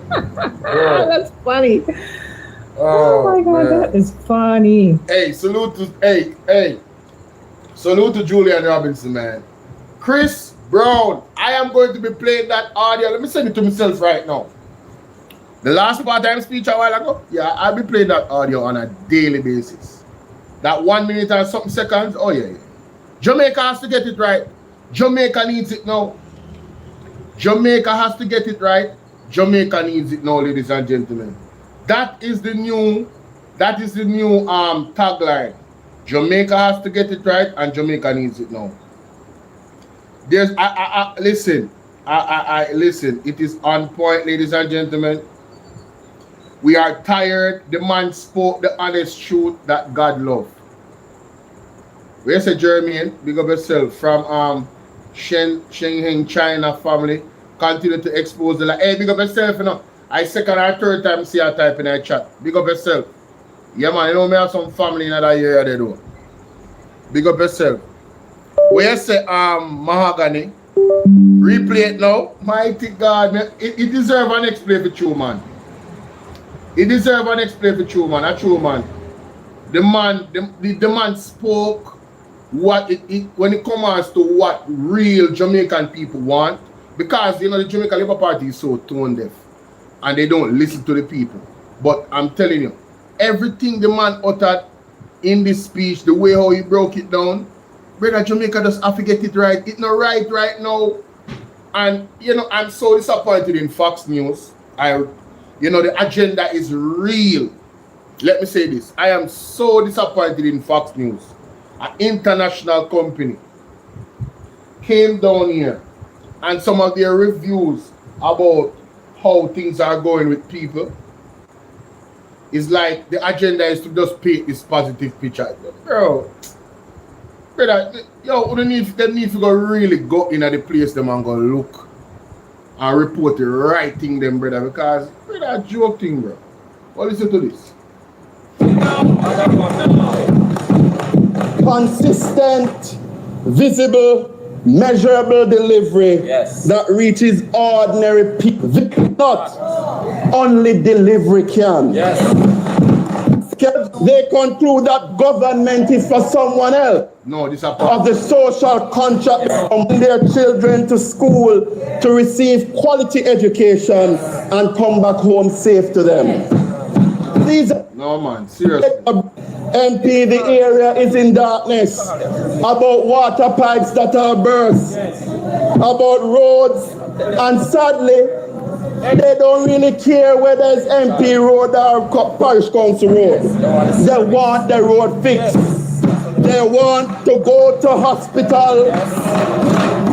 They want the drains to be cleaned. They want to go to hospital and to be treated with respect and dignity. And they want to send their children to school to receive quality education and come back home safe to them. These are not extravagant demands. These are basic expectations of the social contract between the government and citizens. Basic. And when that contract is broken, Mr. Speaker, repeatedly and consistently, people do not just complain, they leave. They disengage. They conclude that government is for someone else. Technology alone cannot restore that. A digital twin cannot. A Govt cloud cannot. An AI readiness assessment cannot. Only delivery can.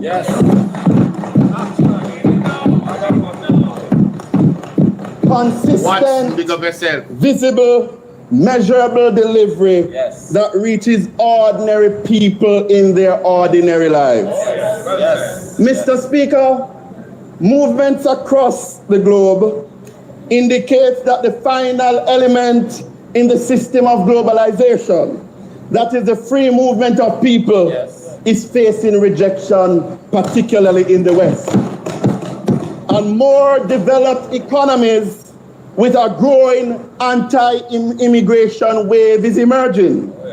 We see it in the UK. We see it in the North. We see it in France. We are even seeing it in Africa, in South Africa. Jamaica has to get it right. Though we are a migratory people, the world is closing in that area, but expanding in the sphere of digital economy and AI innovation. Jamaica has to get it right. For the students from Anata Bay, for the students from Marymount, for the students from St. Mary Technical in this gallery today, watching and listening, and the thousands who will be graduating shortly, Jamaica needs to get it right. For the thousands of BPO workers, Jamaica has to get it right. For the thousands of young professionals and tertiary graduates, Jamaica has to get it right. For the mass of the working class who are increasingly finding it difficult to make ends meet even in the context of reported low inflation and low unemployment, Jamaica has to get it right.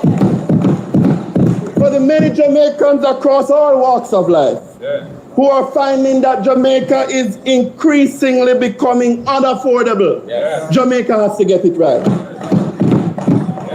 For the small and micro-sized business and individuals who want to set up their businesses or make their businesses grow and become efficient and productive, Jamaica has to get it right. Enough of the reviews. We heard more reviews announced today. Enough of what is to come. Enough of the announcements. Enough of the death by acronyms. We do not have the time. Jamaica has to get it now. Jamaica has to get it right. And we must lead that process from inside here. And thank you, Mr. Speaker.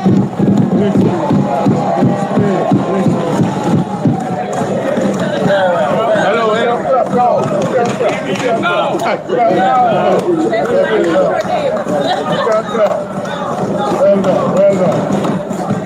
You can clap. Members of the gallery.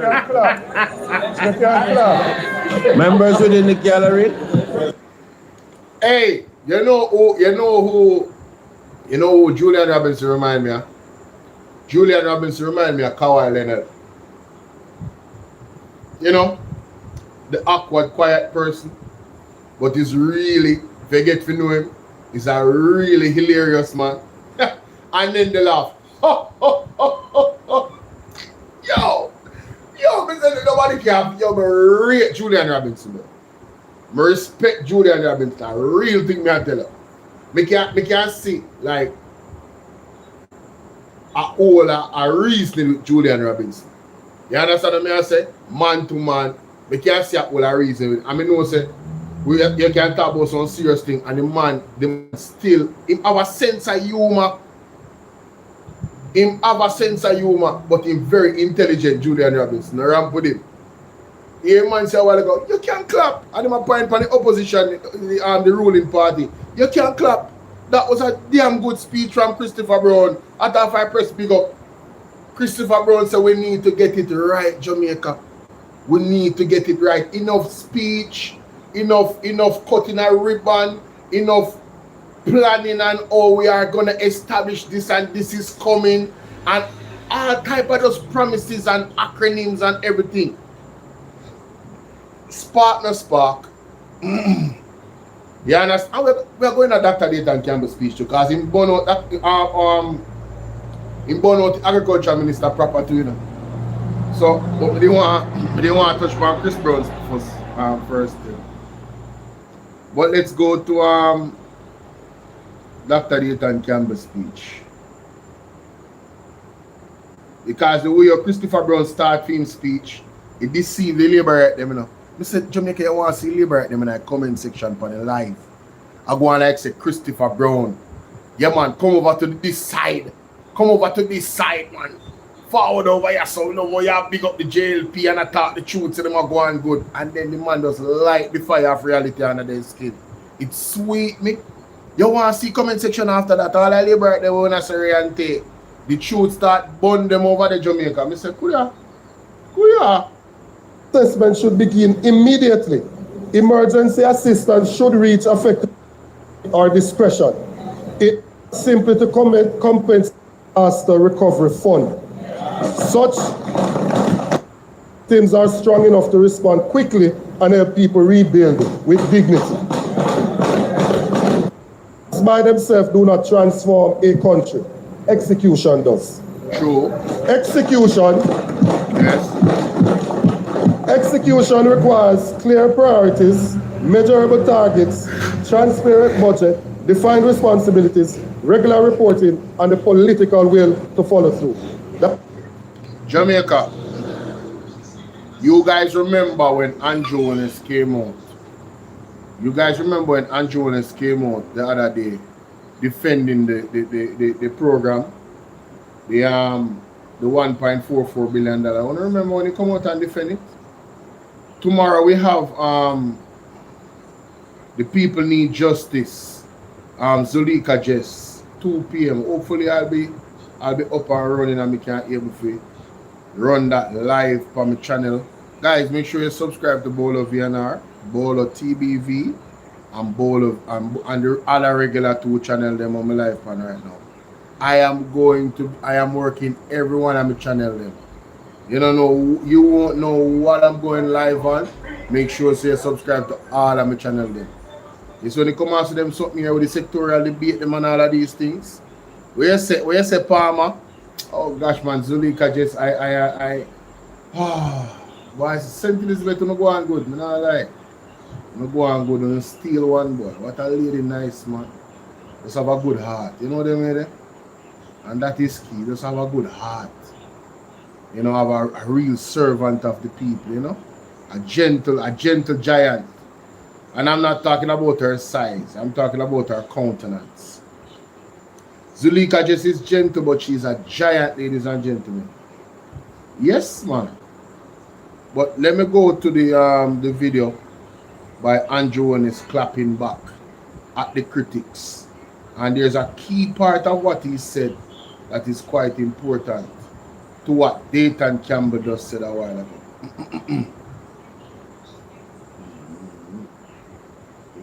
When was it? 3 days ago? This is what? Health Ministry promotes, okay. That's not it. It's the Prime Minister claps back at critics.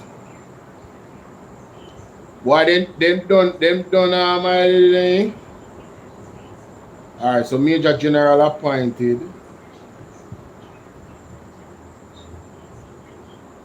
But it was before that he clapped back at the critics them, no. Before Major General. PM Defense, see that? If this is the reason you skip vacations, give us 28 days of chair tight. See it at Jamaica, I'm find it. Brought to you by... With Sagicor Life, you have access to affordable life, critical illness, hospital indemnity, and health insurance. Coverage for all. Care for you.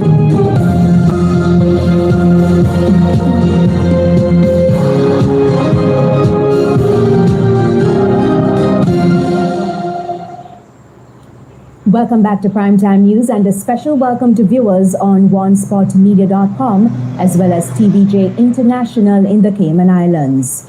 The government is being strategic. That defense from Prime Minister Dr. Andrew Holness this evening amidst public backlash over news that his administration is yet to spend over $1 billion in hurricane relief funds. The Prime Minister also announced that the money will be used to buy prefabricated containers for those left homeless by the storm. He was speaking today at a National Labor Day project in St. Elizabeth. Jamila Maitland reports. The Auditor General come out and said, well, the money is there, but they didn't spend it fast enough. So the context now? The money was stolen. The money is there. Prime Minister Dr. Andrew Holness at the Lewistown Early Childhood Institution in St. Elizabeth, one of the National Labor Day projects. But he also labored on another issue, the $1.4 billion in relief funds donated for victims of Hurricane Melissa. Dr. Holness says the funds will be used to help those left homeless by the hurricane. The government of China has given us some. The Ministry of Housing has purchased some. And I believe it's the Red Cross that is giving us some as well. So we may get up to about 3,000 units, these modular units. And we are building a small community in Westmoreland to facilitate those persons who were being housed at the Petersfield shelter.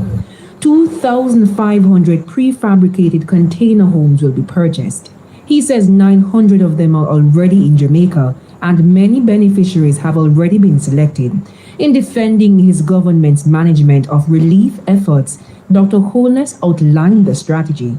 So the funding that is donated will be used to support the establishment of the bases. Because the people who are going to get them, can they build the base themselves? No.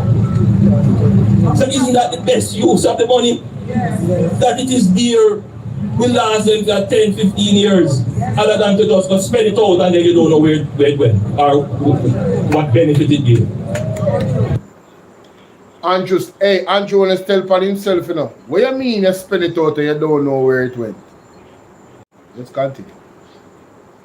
Think Jamaica, think. But according to the Auditor General's report, there was no expenditure drafted or otherwise provided for what the government planned to do with the money. At least none that was provided to the auditing team at the time in February 2026. Dr. Holness now says the audit was done before a decision was made. So when this audit came out, they had already taken that decision, but the performance audit, the real-time audit, didn't take the policy directive that was given into account. It just made a statement which you all took.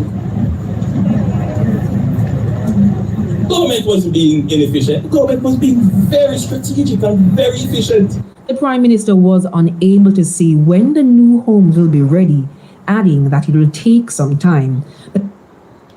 Therein lies the problem, ladies and gentlemen. Therein lies the problem. This is what the PMP is challenging the government on. He said all of that about efficiency and all of these things. But you can't give us a timeline when the houses will be ready. It's going to take some time. The people don't have some time. Poor governance. But you guys chose Jamaica. I know the cap fit wear it. You guys chose Jamaica, you know. And because you think that, you know, a lot of you, some of you dirty laborites, and I'm talking about the ones that are dirty. I'm not saying all laborites are dirty. I'm talking about the ones that think in this way. The ones that think that, oh, it's the St. Elizabeth people them a suffer, and is the Westmoreland people them a suffer, and the Hanover people them, and most of those persons in those areas that got damaged voted for the PMP, so them fi suffer. You dirty laborite, you hungry belly laborite. You see, you better repent, yeah? If you don't have that mentality, you better repent, because I'm telling you, hardship will reach you even tenfold. Hardship will reach you tenfold, and it's not going to take no long time neither. Because of the way how you think. You should be holding your government accountable. Say, no man, but 7 months past, Mr. Honest. What do you mean by it going to take some time? What that mean? That mean, why it going to take one next year? It going to take one next 6 months. And guess what's going to happen, ladies and gentlemen? God forbid. If a hurricane should come, they're going to tell us that they need more time again. Therein lies the problem. The government of Jamaica should have set a target that before the hurricane season in this calendar year of 2026, they should have set a target and say, we cannot help everybody, but at least by May, we should be able to help all of the most vulnerable that has been hit. And that has not been the case. It has been an absolute failure, ladies and gentlemen. And that's what Nathan Campbell is talking about right here. Setting targets, setting timelines. Wow. Setting targets and setting timelines, ladies and gentlemen. And require as clear. Danger is that the National Agricultural Development Plan becomes another document that accurately identifies problems but fails to meaningfully deliver change. Plans by themselves do not transform a country. Execution does. Execution requires clear priorities, measurable targets, transparent budget, defined responsibilities, regular reporting, and the political will to follow through. And a timeline. It needs a timeline. If you don't have a timeline, you're wasting your time. Anything that the government have planned, you have to say, you know, by this time we're gonna get it done. And let me ask you guys a question. Let's be honest. What has been the track record of the Jamaica Labour Party where this is concerned? What has been the track record? They are the make excuses government. They make excuses long so. I don't know how them do it. Them skill. And it's like their excuse limit. There's none. It's a revolving circle of excuse. First they blame the pandemic when other countries all around the world grew their economy in the pandemic. And I'm talking about those that have similar GDP as Jamaica and similar circumstances, like right here in the Caribbean. In case anybody going to say, but if you compare Jamaica to America, no, we are not. Look at the countries that align with them. And look what they did in the pandemic and how they grew. Why is it that this government does not either one have the capacity to do so or chooses not to? Because it has to be two things. It has to be either of two things. You know? There's no other way to go when you look at it. Because it clearly see it can be done. Why aren't you doing it? You just chose to just destroy the country. That's it. That's what they chose. Choose Jamaica. That is why I call for a public implementation framework to be attached to the plan. One that identifies priority project, timelines, funding sources, implementing agencies, and measurable outcomes. The Jamaican people deserve to know not only what is proposed, but how success will be measured and when results can be expected. Madam Speaker, Hurricane Melissa exposed serious weaknesses in the way we protect and support the people who feed this country. I witnessed the devastation of Westmoreland. I met farmers who saw months of labor destroyed overnight. I spoke to fishers who lost boats, engine, traps, and equipment. I saw families wondering how they would recover and whether they could afford to start again. Behind every damaged farm is a family. Behind every destroyed boat is a livelihood. And behind every statistic is a human story. The damage revealed not only the impact of a hurricane, but the vulnerability of the systems on which farmers and fishers depend. No government can prevent a hurricane. The true test of leadership, however, is whether recovery systems are strong enough to respond quickly and help people rebuild with dignity. On that test, many farmers and fishers believe the system fell short. Yeah. The issue is not the storm itself. Jamaicans understand that hurricanes are part of our reality. True. The issue is what happened after the storm passed. Too many people waited too long for assistance. Too many remained uncertain about available support, yes. And too many felt forgotten. once public attention moved on. Recovery cannot depend on hope. It requires funding, clear timelines, transparent criteria, and public accountability. I therefore call on the government to table a comprehensive recovery report to Parliament detailing the assistance delivered, beneficiaries reached, funds allocated and disbursed, outstanding needs, and measures being implemented to strengthen resilience against future disaster. Most importantly, disaster recovery must be built around the realities of production. Ladies and gentlemen, I want the People's National Party to press the government. That suggestion that Dayton Campbell just made a while ago, we need that. I think we should have had that before the hurricane season began. They have to have proper data that would measure their response. So we can say, okay, you know, this is what they got done. I don't know what happened with TikTok a while ago. TikTok just shut off, so come like them shut me down. Look at this. Wow. And all of them. TikTok shut me down, sir. Farmers cannot wait indefinitely to replant crops. Livestock require daily feed, and fishers must return to sea quickly to support their families. Madam Speaker, the first recommendation I place before the House in this is the establishment of a permanent agriculture and fisheries disaster recovery fund. Such a fund should... I second time this now me here. Dr. Dayton Campbell suggests one powerful fund. You know. When you hear that, Jamaica, listen where my suggest right now. So I like this. Jamaica, listen to this from Dr. Dayton Campbell, ladies and gentlemen. I think this is a brilliant idea in preparation for these monster storms that's coming. Listen to this. Madam Speaker, the first recommendation I place before the House in this is the establishment of a permanent agriculture and fisheries disaster recovery fund. Such a fund should not be created after every hurricane, flood, or drought. It should not depend on emergency appeals or delayed budget allocations after livelihoods have been destroyed. It should be a standing national fund, financed annually and ready to be activated immediately when disaster strikes. Jamaica is vulnerable to hurricanes, floods, droughts, and other climate-related events. These risks are predictable. Our response system should therefore be proactive, not reactive. A permanent fund would allow government to move from crisis management to preparedness. It would provide farmers and fishers with confidence that support will be available through a clear, transparent mechanism whenever disaster causes significant losses.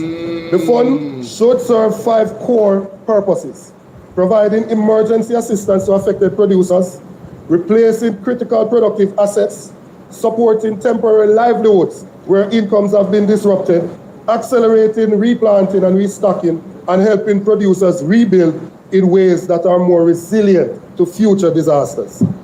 Importantly, recovery must be linked to production. The objective is not simply to compensate losses, but to help farmers return to their fields and fishers return to the sea as quickly as possible. Madam Speaker, every disaster teaches the same lesson. Delayed recovery increases hardship, weakens food security, and slows economic growth. A permanent recovery fund would help ensure that assistance is timely, predictable, and focused on restoring livelihoods. If we know the disaster will come, then preparedness is not an option. It is a responsibility. Madam Speaker, for the fund to succeed, it must be transparent, efficient, and trusted by the people it is designed to serve. It cannot become another program defined by delay, uncertainty, or discretion. It must operate according to clear rules, clear timelines, and clear accountability. Farmers and fishers should know who qualifies, what losses are covered, what support is available, and how assistance can be accessed. Once a disaster is declared and the fund is activated, application should be processed through a simple and accessible system supported by RADA, Fisheries Authority, and parish-level recovery teams. Most importantly, recovery must be timely. damage assessment should begin immediately. Emergency assistance should reach affected producers within weeks, and regular public reports should provide transparency on beneficiaries, funding, and progress. The fund should also be supported by parish-level agricultural and fisheries recovery teams established before disaster occurs. Their role would be to assess damage, verify losses, coordinate assistance, and ensure that support reaches those most in need quickly and fairly. Madam Speaker, preparedness is not simply about forecasting storms. It is about having systems in place to protect livelihoods, restore production, and help people recover with dignity when disaster strikes. The obvious question is how such a fund would be financed. The answer is that it should not depend on a single source of funding. A permanent agriculture and fishery disaster recovery fund should be supported through a blended model that combines annual government allocations, climate finance, insurance mechanism, development partner support, and private sector partnership. Madam Speaker, a responsible nation does not wait until livelihoods are destroyed before searching for funding. It prepares in advance.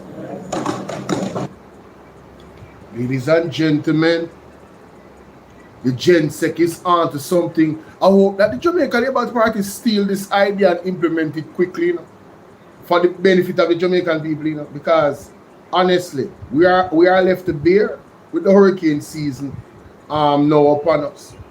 And I tell you, I know some fishermen, some professionals, and you know, it's rough. It's rough, ladies and gentlemen. This is really, really good. I like this idea. This was well thought through. Hey, shout out to the GenSec, man. Y'all thought the GenSec was sleeping. Listening to the people, ladies and gentlemen. Formulating ideas, sound ideas. And this is an extremely sound idea. Equally important, Madam Speaker, is accountability. The fund should be independently audited, report annually to Parliament, and publish recovery reports after major disasters, detailing how funds were allocated, who benefited, and what outcomes were achieved. Yes, this is not NARA. Here, Andrew, this is not NARA. This is not an, you know, listen, you're probably not going to like this one, but this is how it's supposed to be implemented. Accountability. Because we know someone not like accountability, you know. Yes. The Jamaican people should not have to guess how disaster funds are being spent. Transparency must be built into the system from the beginning. That's right. I propose the establishment of an oversight body as well, comprising of representatives of government, opposition, farmers and fishers organization, and other relevant stakeholders to strengthen public confidence and ensure fair administration. Madam Speaker, the issue before us is not whether resources can be found. The issue is whether we are prepared to build permanent systems that ensure those resources reach the people who need them the most, when they need them the most. This is not simply an agricultural priority. It is a national responsibility and one that should unite us across party lines. I agree. Madam Speaker, disaster recovery is essential, but recovery alone cannot be our strategy. We must place equal emphasis on reducing vulnerability before disaster strikes. Climate change is no longer a future concern. It is a present reality. Farmers are facing longer droughts, more intense hurricanes, irregular rainfall, flooding, heat stress, and increased pest pressures. Fishers are confronting changing marine conditions and increasingly dangerous seas. The question is whether we are doing enough to help them adapt. Serious resilience program must include expanded irrigation, water harvesting system, protected agriculture, drought-resistant crops, improved drainage, hurricane-resistant infrastructure, coastal protection, and modern early warning systems. So, this part of the speech I may highlight because I really want to hear from the people. Listening to Dr. Dayton Campbell's suggestion about that fund. Let me know your thoughts in the comment section, ladies and gentlemen. I personally think it's an excellent one. And the more I think about it, the more I'm liking it. I'm actually loving it. Let me know what you think. Now my side. Me not Audino come here, fall back later. And I've been here for 2 hours. So I want to thank those that are pulled up and supported For the people on TikTok, trust me, you need to go and subscribe to my YouTube page. The link is in my bio. If you enjoy and you appreciate these conversations that I do have about what's actually going on. And there's a lot going on, so there's always a lot of things to focus on. And later on, I'll be back. I am going to try and get that FLA report so we can peruse it and go through it. All right, my people. God bless you. Word is love. I'm out. Peace. 11 o'clock, sooner or later.